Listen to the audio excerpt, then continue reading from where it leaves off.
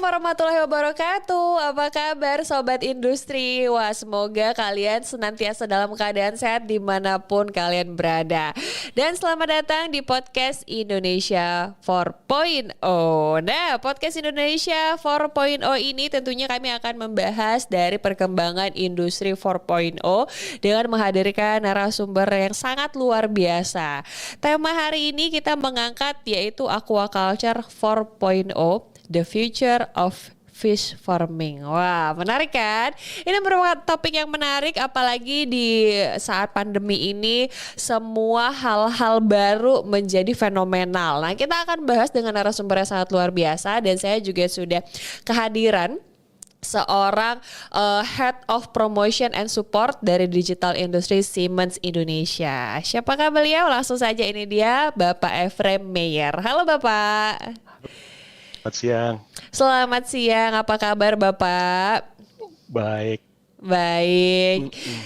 Bapak lagi di mana nih Pak? Di rumah atau lagi di kantor atau gimana? Kebetulan masih di rumah sekarang. Masih di rumah ya, WFH ya, WFH semua sekarang. Tapi gimana sejauh ini kesibukan Bapak selama WFH, apalagi nih PPKM diperpanjang? Iya. Mungkin ya secara komunikasi ini yang agak sulit ya. Masalah WFA. Biasanya kita langsung bisa berkomunikasi secara langsung tatap muka. Mungkin sekarang satu-satu harus di-call kayaknya kalau misalnya ini. Oke, nah mungkin sebelum kita ngobrol-ngobrol lebih jauh, saya pengen tahu dulu nih dari jabatan Bapak. Bapak kan memegang Head of Promotion and Support khususnya Digital Industry Siemens Indonesia. Nah mungkin boleh diceritakan sedikit background latar belakang Bapak untuk Sobat Industri biar bisa jauh lebih kenal gitu Pak. Oke, mulai dari 2008 saya mulai join ya sebenarnya dari Siemens Indonesia dan sekitar udah 13 tahun nggak kerasa. Sejak 2008 pertamanya emang dari sisi otomasi sih berangkatnya, backgroundnya, terus ke depan kita berkembang mengalami transformasi di mana semua orang bilang industri 4.0 atau digitalisasi, kenapa itu namanya digital industry, supaya ada hubungannya dengan digitalisasi. Dan saat ini ya kita coba membantulah di sobat-sobat industri sekalian bagaimana kita memberikan jawaban atas pertanyaan-pertanyaan yang dibutuhkan atau solusi-solusi bagaimana tentang sistem otomasi dan bagaimana transformasi dalam industri 4.0 ini. Oke, wow, keren banget. Nah, sesuai topik kita hari ini yaitu aquaculture 4.0. Nah, mungkin Bapak boleh sedikit ceritakan atau mungkin kita ngobrol-ngobrol dulu nih terkait aquaculture itu apa sih? Apalagi sekarang aquaculture ada 4.0-nya lagi gitu. Nah, Pak mungkin boleh Pak Meyer sedikit dijelaskan, Pak. Ya, sebenarnya aquaculture mungkin hampir semua orang udah pasti mengenal sih ya. Ini tentang budidaya ikan. Mungkin ada yang sebatas hobi atau emang beneran penghasilan nih. Budidaya ikannya dia budidayakan sendiri terus dijual. Dari sisi sini kita lihat ini ada beberapa yang bisa dikembangkan dalam sistem digitalisasi untuk meningkatkan efisiensi, produktivitas dari budidaya ikan ini. Dari situ kita coba memberikan satu solusi tentang digitalisasi bagaimana supaya budidaya ikan ini bisa bekerja lebih efisien dan diharapkan masyarakat bisa mengenal lebih jauh bagaimana kita bisa membuat budidaya ikan ini menjadi suatu sistem yang terdigitalisasi. Oke, wah keren banget ya. Apalagi kan sekarang marak tuh Pak di sosial media, di rumah-rumah kayak ini beli ikan cupang, budidaya ikan cupang. Nah itu Bapak sampai ngurusin ikan cupang juga atau enggak Pak? Hanya ikan-ikan khusus saja? Sebenarnya sih lebih ke industri ya. Oke, industri. Kirain sampai ke ikan cupang juga Bapak urusin. Tapi kita mungkin akan masuk lebih dalam lagi terkait Siemens Indonesia khususnya sebagai mitra teknologi untuk mentransformasi digital di Indonesia ini dengan melihat penerapan teknologi industri 4.0 pada industri aquaculture di Indonesia sejauh ini seperti apa sih Pak? Ya, jadi kita berangkat dari berdasarkan data dulu ya pertama. Indonesia itu kalau nggak yang saya baca reportnya dari FAO itu kedua di dunia loh. Oke. Buat maksudnya budidaya ikan ini. Dan itu dipasarkan. Berangkat dari sini, terus dilihat dari banyaknya jumlah penduduk juga, kan cukup banyak lah Indonesia yang membutuhkan pasti asupan protein atau makanan yang berlimpah. Ya. Jadi mungkin dari sini kita bisa membantu sedikit atau membantu lebih banyak bagaimana caranya supaya industri perikanan terutama dalam budidaya ikan ini bisa berkembang lebih efisien dan lebih produktif menggunakan teknologi digitalisasi. Gitu. Oke, nah teknologi digitalisasinya ini tuh sebenarnya seperti apa sih Pak yang bisa diterapkan oleh ini berarti kolaborasinya dengan kementerian, dengan peternakan atau gimana nih Pak? Biasanya kita kolaborasi dengan petani ya, istilahnya farmer lah. Iya, farmer. Iya. Jadi kita lihat ikan apa yang dikembangkan, terus kita teliti dulu, baru kita berikan solusi yang terbaik, bagaimana cara mengembangkan atau teknologi yang terbaik. Biasanya ada beberapa request sih, rata-rata ya requestnya yang pertama, tentu aja, kebanyakan kan orang pasti ikan lihat dari beratnya ya. Betul. Saya pengennya 2 kilo, kurang dari 2 kilo nggak terima misalnya customernya gitu. Iya. Atau pengennya 3 kilo, nah dari situ kita bikin satu sistem yang dari menggunakan teknologi kamera, terus kita ada semacam analisa data berdasarkan gambar ikannya itu, kita bisa takar kira-kira ikan ini sudah berat berapa dan kapan bisa dipanen. Wow, keren banget. Udah secanggih itu sekarang ya. Wow, cool. Saya juga baru tahu nih selaku perwakilan dari sobat industri di luar sana bahwa ternyata aquaculture sekarang udah se-digital itu loh dan udah sehebat itu. Tapi ada perbedaan tersendiri nggak Pak untuk melihat antara ikan misalnya kayak ikan tawar, ikan air laut gitu. Itu ada perbedaan tersendiri nggak atau untuk penggunaan teknologinya? Secara umum sih sama ya, cuman yang perlu dipastikan biasanya kalau penangkaran ikan kan dia homogen, ikannya satu jenis, betul. satu kolam. Kalau berbeda jenis mungkin jadi agak rancu ininya. Tapi kebanyakan sih satu jenis. Terus yang kedua tentu aja pemberian pakan. Jadi secara operasional kan biaya pemberian pakannya ini yang biasanya harus ditakar kan. Jangan sampai ikannya kelebihan makan atau jangan sampai kekurangan makan. Iya, benar. Nah terus kalau misalnya kita ngobrolin lagi nih kalau tentang industri aquaculture bisa optimal di era industri 4.0 ini. Nah kira-kira bentuk teknologi industri 4.0 seperti apa yang saat ini diperlukan di Indonesia, Pak? Sebenarnya sih yang diperlukan adalah teknologi yang bisa membuat industri ini seefisien mungkin dan seproduktif mungkin. Jadi seperti yang tadi saya bilang sebelumnya ya, kalau permasalahan pertama biasanya tentu aja berat. Jadi jangan sampai beratnya kurang udah dipanen kan. Ya. Nanti gak laku di pasaran. Yang kedua makanan, itu kan biaya operasional juga kan. Kita harus bisa kasih makan seoptimal mungkin. Dan yang ketiga tentu aja deteksi penyakit. Jangan sampai ada penyakit di ikan sebelum daripada satu kolam atau beberapa ikan terbuang, kita udah deteksi di awal. Jadi kita develop satu sistem yang bisa mendeteksi penyakit juga. Biasanya sih kelihatan sih dari matanya agak bengkak misalnya ikannya, atau benangnya agak aneh atau cuma diam di dasar aja. Nanti sistem itu yang akan baca dengan mesin learning-nya sendiri yang terhubung dengan cloud-based system. Wah, ini ada sesuatu yang salah sama ikan-ikan ini. I see. Berarti alat ini melihat apa ya, pola perilaku ikan di dalam kolam juga berarti ya, benar ya? Oke.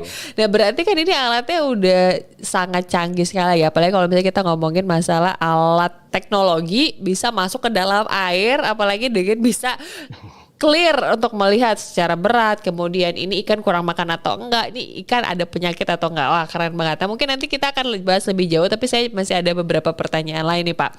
Sejauh ini apakah Siemens Indonesia memiliki teknologi industri 4.0 untuk mendukung industri aquaculture yang berkelanjutan, terukur dan inovatif yang tentunya juga dapat membantu meningkatkan hasil dan produktivitas serta meningkatkan pasokan ikan lokal di Indonesia. Gimana, Pak? Jadi secara sistem kita sudah ada beberapa produk yang bisa mendukung ini. Dan semua terkoneksi dengan cloud-based system. Dari hal ini MindSphere yang cloud-based system berbasis MindSphere ya. Terus yang kedua, kita juga kembangkan aplikasinya. Kita sebut dengan Smart Farm Management Information System. Jadi itu semacam aplikasi di gadget atau gawai ya. Jadi kita bisa monitor perkembangannya seperti apa, apakah ikan kekurangan oksigen misalnya, atau tiba-tiba ikannya belum makan. Secara makan sih otomatis sebenarnya, cuman jangan sampai ada mortality rate atau kematian ikan yang banyak kan itu menyebabkan kerugian ya. Jadi sebisa mungkin dipantau dan dengan mortality rate yang sedikit, jadi bisa kelihatan lah kira-kira untungnya agak lumayan gitu. Oke, tapi bisa dijelaskan nggak sih Pak, apa sih keunggulan dari teknologi industri 4.0 yang sudah Siemens Indonesia terapkan? Kira-kira manfaat yang bisa didapatkan oleh stakeholder di Indonesia jika menggunakannya seperti apa Pak? Tentu saja ini lebih efisien ya dibandingkan karena ini berbasis sama teknologi, jadi tidak perlu, maksudnya untuk biaya-biaya mungkin dapat dikurangi. Terus yang kedua, kita juga berpikir bagaimana pengelolaan limbahnya. Jadi kalau biasanya kan peternakan ikan, wah airnya sudah kotor dibuang sembarangan atau gimana kan. Kita nggak mengharapkan itu, jadi kita bikin satu sistem juga bagaimana caranya pengelolaan limbah ini. Terus yang ketiga tentu aja dengan kita siapkan juga beberapa ya, misalnya dengan teknologi solar. Jadi tentu aja energi manajemen perlu diperhatikan di sini. Bagaimana energinya bisa ditakar supaya mendapatkan hasil yang optimal. Oke, nah ini saya jadi penasaran ya Pak, kalau misalnya untuk suatu industri yang membangun istilahnya peternakan ikan gitu ya, ada minimum jumlah ikannya kah, atau kedalaman kolamnya kah, atau seberapa luas, atau mungkin ada standar-standar tertentu Pak untuk bisa menggunakan alat dari Siemens? Kalau itu sih nggak ada standar tertentu ya, tergantung dari biasanya existing kolam, maksudnya kolamnya sudah ada, dan biasanya secara tradisional kita tambahkan teknologi supaya lebih meningkat ke sistem digitalisasi. Oke, berarti kolam ukuran berapapun bisa menggunakan alat ini gitu ya? Bisa. Wow, cool. Berarti lebih terbuka lagi untuk sobat industri di luar sana untuk menggunakan alat ini ya, betul ya Pak ya? Betul. Nah kemudian ada nggak sih Pak contoh kisah sukses dari penggunaan teknologi industri 4.0 ini khususnya di bidang aquaculture dari Siemens di Indonesia ataupun mungkin di kawasan Asia Tenggara Pak? Kita punya satu referensi yang sudah sukses tapi di Singapura ya. Jadi di situ ada budidaya ikan yang cukup besar. Terus kita pasangkan juga teknologi-teknologinya dan itu sampai saat ini berkembang dengan baik sih. Bagaimana hasil produksinya pun cukup meningkat dengan tingkat efisiensi yang lebih baik daripada sebelumnya. Oke. Terus ada tantangan tersendiri nggak Pak untuk khususnya apalagi selain memasarkan, kan kita juga harus mengedukasi lebih dulu bahwa oh ini tuh ada loh alat yang bisa kalian gunakan lebih efisien, lebih menguntungkan dan lain sebagainya. Tantangannya itu apa sih Pak? Mungkin boleh ceritakan sedikit Pak. Ya tantangannya yang pertama tentu aja ya tentang bagaimana teknologi ini diterapkan. Jadi kita harus lihat juga dari sisi masyarakat, terus dari sisi existing kolamnya seperti apa, apakah memang sudah cocok untuk menggunakan digitalisasi atau belum. Terus yang kedua tentu aja tentang jaringan komunikasi, karena kita tahu kan digitalisasi berhubungan dengan cyber security, orang bilang, Iya. terus masalah koneksi internet. Nah, itu juga sih salah satu tantangan kita yang hadapi sekarang, di mana kebanyakan ya yang budidaya ikan ini remote area atau jauh mungkin dari perkotaan, sehingga perlu disiapkan juga mungkin infrastruktur mengenai jaringannya. I see. Infrastruktur ya, karena kadang-kadang orang suka lupa. Dan kalau boleh nih Pak, kasih masukan dong, apalagi kan untuk generasi milenial yang istilahnya mereka ingin membuka bisnis, usaha. Karena kadang-kadang tidak banyak orang itu melihat ke aquaculture, tidak banyak orang melihat ke dunia peternakan, khususnya perikanan gitu. Nah mungkin Bapak bisa menceritakan sedikit kira-kira apa hal-hal yang lebih menjual dari dunia perikanan ini, Pak? Yang pertama tentu aja ya, yang seperti tadi sudah saya bilang, ke depan tuh dengan bertambahnya jumlah penduduk, pasti semua butuh protein. Terus Betul. entah itu dari ikan, entah itu dari peternakan lain. Terus yang kedua, mulai banyak nih yang sekarang nih. Misalnya kita beli ikan, kita perlu tahu dulu ini ikannya datang dari mana, sehat apa enggak. Iya. Jangan sampai kita beli, wah ternyata ada semacam dewa dicampur obat atau gimana kan. Jadi kita mau pastikan juga yang produsen ikan ini atau yang memberikan ini itu kelihatan gitu, maksudnya benar-benar sehat. Oke. Terus yang saat ini juga mulai berkembang ya, dibandingkan menangkap di lautan, kebanyakan mulai berkembang dibudidayakan sendiri. Betul. Bisa kelihatan soalnya secara schedule, secara kapan kita harus panen, kapan kita harus siapkan benih, sudah bisa ditakar. Jadi secara timeline-nya pun udah bisa kelihatan, kapan kita harus, kalau misalnya secara dari bisnis, udah kelihatan lah istilahnya cash flow-nya kayak gimana. Gitu. Oke, tapi kalau misalnya misal nih Pak ya, let's say, saya kan masyarakat awam yang tidak punya edukasi terkait industri, apalagi khususnya di bidang perikanan gitu. Misalnya saya ingin beternak ikan nih, let's say. Terus apakah Siemens ini hanya menyediakan teknologi yang mendukung saja, atau mungkin kayak bisa menjadi semacam apa ya, kayak edukasi dulu, konseling dulu, nih cocoknya kalau Bapak di daerah sini atau Ibu di daerah sini cocoknya ternak ikan ini, let's say. Kemudian atau mungkin ada beberapa pertanyaan yang cocok untuk dikonsumsi ini gitu. Apakah dari Siemens Indonesia juga menyediakan ke beberapa platform seperti itu, Pak? Untuk saat ini sih kita lebih fokusnya di teknologi industrial ya. Jadi untuk perikanan sendiri biasanya sih kita lebih diskusi sama bagian usernya atau yang punya ahli di bidang itu. Bagaimana, jadi kita dapatkan satu solusi lah yang paling cocok untuk misalnya ikan kerapu. Bagaimana nih cara kasih makannya berapa kali sehari, dan itu disiapkan secara teknologi dari kita. Oke. Mungkin kita agak sedikit mundur kali ya Pak. Asal mulanya kenapa kok bisa sih kepikiran gitu untuk menciptakan teknologi ini? Karena kan tidak banyak orang yang bisa terpikir gitu. Iya. Sebenarnya sih yang paling sering dilihat mulai dari makan ikan sehari-hari sih. Oke. Ternyata ikannya kecil, ternyata ini terlalu besar. Kebanyakan ada beberapa orang juga kan pengennya ukuran sesuai, yang cuma ukurannya segitu aja lah, nggak usah terlalu besar, nggak usah terlalu kecil. Dan beberapa restoran juga ada yang request seperti itu kan. Saya maunya 1,5 kilo, 2 kilo. Terus baru dari situ kita berpikir, gimana ya caranya supaya bisa langsung ditarget gitu.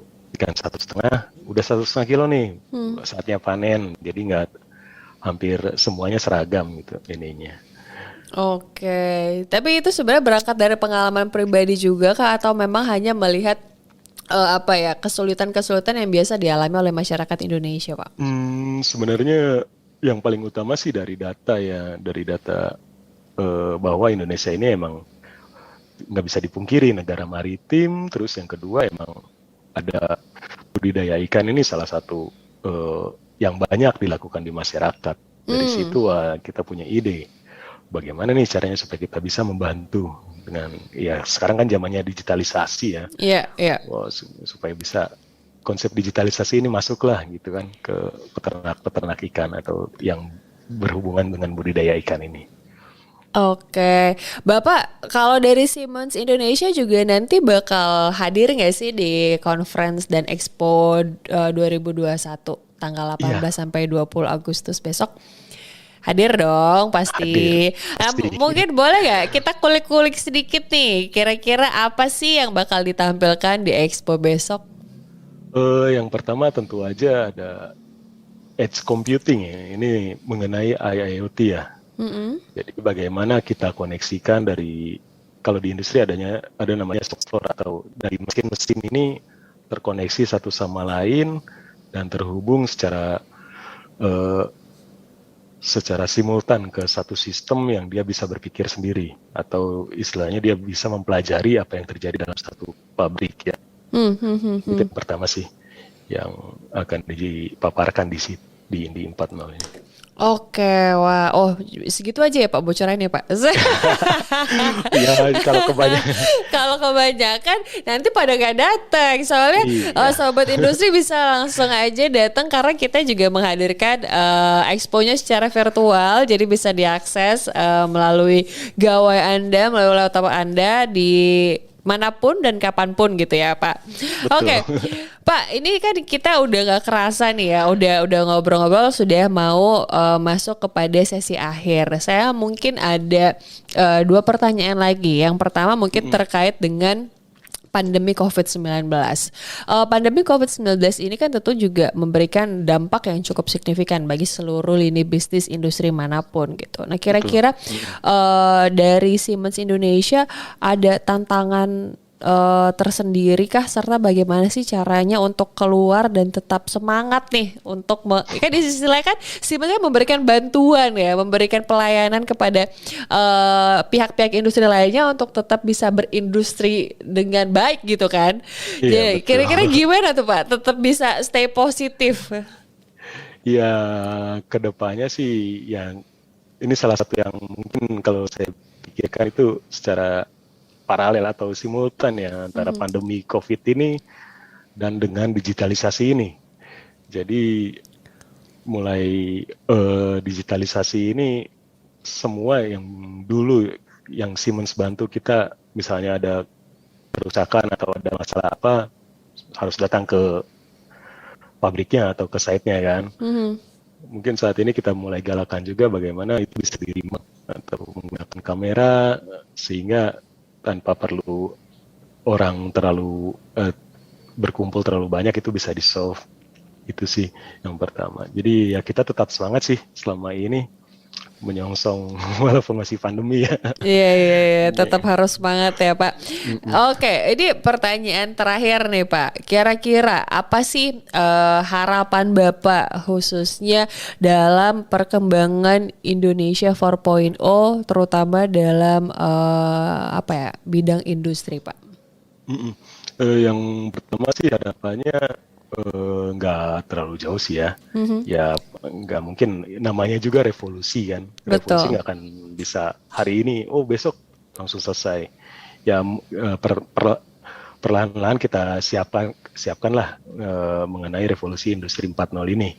Jadi jangan sampai di akhir-akhir kaget yang lain sudah 4.0 kita masih berjalan di tempat. Itu sih harapan saya. Ya mulai dari infrastruktur yang tadi saya bilang, terus bagaimana juga masyarakatnya, walaupun ya kedepannya mau nggak mau kita akan hadapi ini gitu, bakal berkembang ke arah digitalisasi atau industri 4.0 gitu. Oke, Bapak terima kasih banyak atas waktunya Pak Meyer, dan terima kasih sudah berkenan hadir dalam podcast Indonesia 4.0 ini. Semoga diskusi singkat kita terkait aquaculture ini dapat membuka mata sobat industri yang menyaksikan untuk mungkin bisa tetap semangat dalam menjalankan kegiatannya di rumah ya. Tapi berarti Bapak nanti akan hadir juga di Expo. Jadi jangan lupa untuk mampir di booth Siemens Indonesia ya. Betul ya Pak ya? Betul. Oke, kalau gitu Pak Ber, salam untuk keluarga besar Siemens Indonesia, salam sehat dan salam sukses untuk Siemens Indonesia. Terima kasih Bapak. Terima kasih Mbak, salam sehat. Salam sehat. Oke, baiklah Sobat Industri, itulah tadi perbincangan saya dengan Bapak Mayer berbicara mengenai Aquaculture 4.0. Wah, keren banget kan. Jadi teman-teman, bagi yang penasaran sistemnya atau mungkin kecanggihan alatnya seperti apa yang tadi sudah kita bahas, jangan khawatir, langsung saja nanti mampir ke booth Siemens Indonesia pada tanggal 18 sampai 20 Agustus 2021 di Expo Indonesia 4.0. Kita kembali lagi di podcast Indonesia 4.0 selanjutnya. Sampai jumpa. Wassalamualaikum warahmatullahi wabarakatuh. Bye bye.